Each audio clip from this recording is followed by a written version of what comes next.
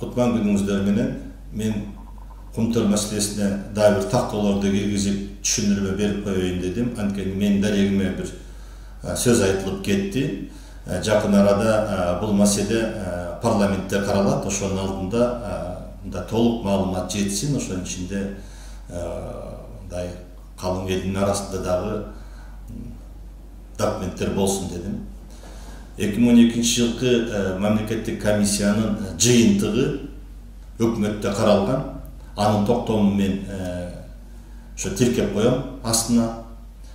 Өкмөттөн кийин парламентке келип февраль айында 2 күн каралып, бардык суроолорго жооп берип, жогорку кеңеш атайын токтом кабыл алган. Аны дагы мен ошо астындагы тиркемеге бекитип берип коеюн.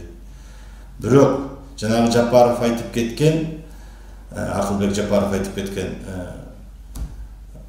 мамлекеттик комиссиянын корутундусунда бул мамлекеттик комиссия өндүрбөй коюптур деген, 6 миллиард сомду өндүрбөй коюптур деген сөз жок ал жерде. Ал калп сөз. Мен ошон үчүн атайын тиркемелерди тиркеп, мындай кылып коюп берем, салып берем. Булар интернет булактарында бар, муну тапса болот.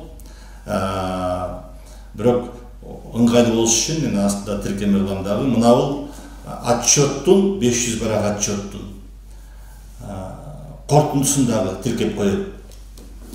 Анткени муну калың эл, адистер, биздин билимдүү элибиз билиш керек. Эми Кумтөрдүн маселеси боюнча, Кумтөрдүн маселесинин баары 2009 жылкы келишимге такалат. 2009 жылкы келишим юридикалык жактан кынтыксыз кылып коюшкан Центера. Эмне үчүн? Анткени 2009 жылкы Центера менен өкмөт келишим түзүшөт.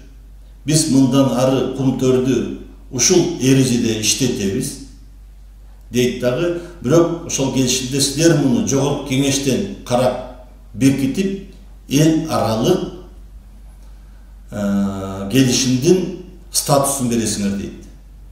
Өкмөт ал убакта Акылбек Жапаров ошо өкмөттүн мүчөсү, Барандуу өкмөт министр, андан кийин биринчи вице-премьер,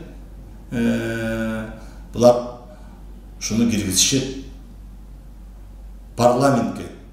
Парламент муну бекитип берет. Парламент бекитип бергенден кийин ал ратификация болуп кол коюлат. Буга укуктук жагынан статус берилип калат. Биз ошол комиссияда жазганбыз. Бул туура эмес болгон. Ошол убакта парламенттин, өкмөт, президент колун бурап туруп бекиттирип койгон. Мыйзам бузуулар менен болуп кеткен. Биз муну тааныбайбыз деп айтып чыкканбыз. Бирок Центера аны таанып, биз бирдеме болсо эл аралык сотко барабыз дейт. Мынакей бардыгы келип ошого такалат. Экинчиси, ал келишимди алып барып Конституциялык суд менен бекитип коет. Конституциялык суд менен бекитип коеттар, дагы ал эч качан сот деңгээлинде каралбайт. Даттанууга жатпайт деп коет. Мына ошол биздин кендирибизди кесип атат.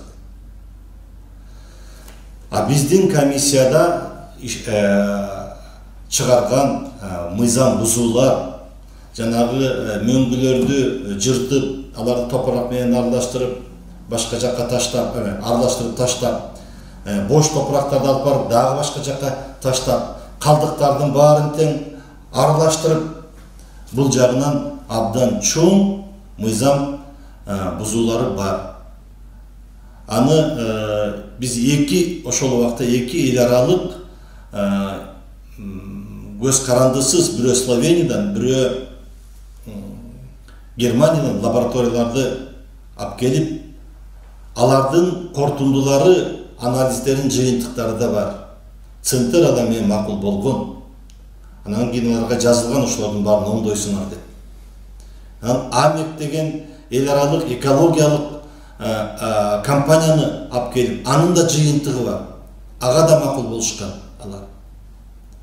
Бул отчет каралып атканда парламенттен көп депутаттар ынанып, мынакей бизге ыраазычылык айткан. Анткени комиссия таза иштеп, эч ким кийлишкен эмес. Ошол убакта президент да кийлишкен эмес бул комиссияга.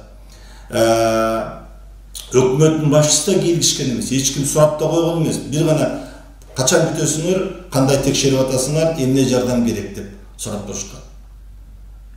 Анткени билесиңер, мурунку комиссияларга мамлекет башчылары, өкмөт башчылары кийлигишпөчү. Бул мамлекеттик комиссияга эч ким кийлишкен эмес. Биз ошондой кылып болгондой бардыгын жазып, мындай 500 барактык китепке чыгарып, аны депутаттарга, өкмөт мүчөлөрүнө бардыгына таратканбыз. Бул жерде мына сүрөттөр менен бар. Эмне бузулуп, кандай бузулуп атат, каяка кетип атат, графиктер менен бар. Бу жерде биз канча акча алдык, анын баары мынакей мындай болуп жазылган. Кыргыздар канча айлык алган, сырттан келген адистер канча айлык алган, наркы канча чыгым кетип атат. 92-жылкы эң биринчи келишимден баштап 2011-жылга чейин бардыгы ушунда болгон. Мен дагы айтып коеюн, биз ошол комиссия таза, ачык иштеп бергенбиз, өзүбүздүн ишибизди аткарганбыз, акылы.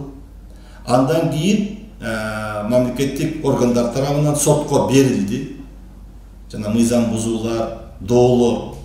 Эми ал сот процессин билесиздер, өздөрү кандай өтөт. Ал башка кеп. Рахмат сиздерге, мен ушуну айтып коеюн дегем.